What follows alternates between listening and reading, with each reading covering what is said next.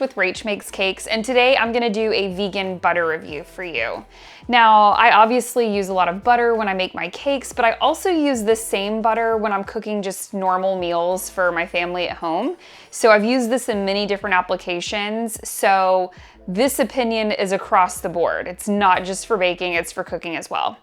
So when I first started making cakes, I would randomly have friends who would want a vegan cake, and my go-to was Earth Balance. I think at the time, this might have been one of the only commercially available vegan butters on the market that was in stick form, and it's a lot easier to use stick butter when you're making buttercream. So I would use this. I never really walked away from making those cakes thinking it tasted great. I mean, it tasted good, but it wasn't awesome. I mean, it didn't leave me wanting more. I was like, oh, okay, I've kind of had enough. Mainly because this has an aftertaste and it's pretty salty. And I personally want to control the amount of salt that goes into my buttercream because I want to control every aspect of my buttercream. So yeah, it's okay. I'm gonna give it a 3 stars. If Earth Balance is the only thing you have access to and you're gonna use it to make buttercream, to get rid of that yellow color that you see, whip your butter for several minutes before you add your powdered sugar, and that'll help lighten it a lot. When I decided to go vegan and take my business vegan, I started testing buttercream recipes with this. Country Crock plant-based butter made with olive oil.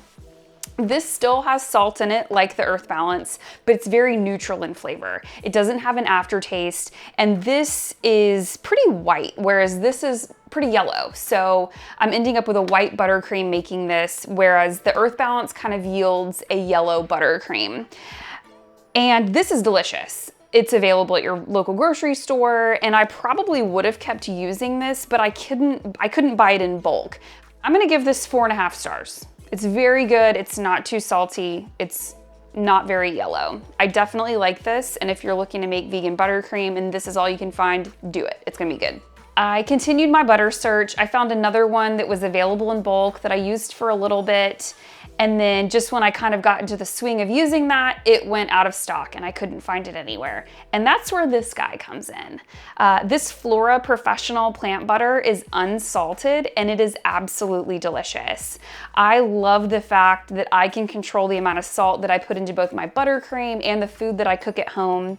It's a 1-to-1 substitute for dairy butter. Actually, to be fair, all of these are. I don't know why I didn't say that earlier. Now, price-wise, because that's something to consider in what you're doing, this is, I think, $5.99 for the box, and I'm in the metro Atlanta area, so obviously prices may differ based on where you live, but just to give you an idea. So this is $5.99 where I'm at. This is $4.49 for the pound of butter, and then my Flora Professional butter that I order in bulk, obviously I have to pay shipping, which is $24, $25. But even after I pay shipping, the breakdown, this is by far the cheapest. It's $3.46 a pound of butter. I did explore the idea of trying out the Mykonos vegan butter because I've tried their cheeses and they're really fantastic.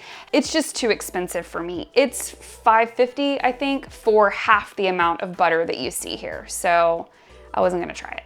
Obviously, I love this butter and it is my favorite. I'm giving it 5 stars. This was out of 5, by the way. So 3 stars, 4.5 stars, 5 stars. And now that you have my opinion on all these butters, go out and get yourself some vegan butter and then pop on over to my vegan buttercream recipe and give it a try. What do you guys think? Do you have a favorite vegan butter? If so, leave it in the comments and let's discuss.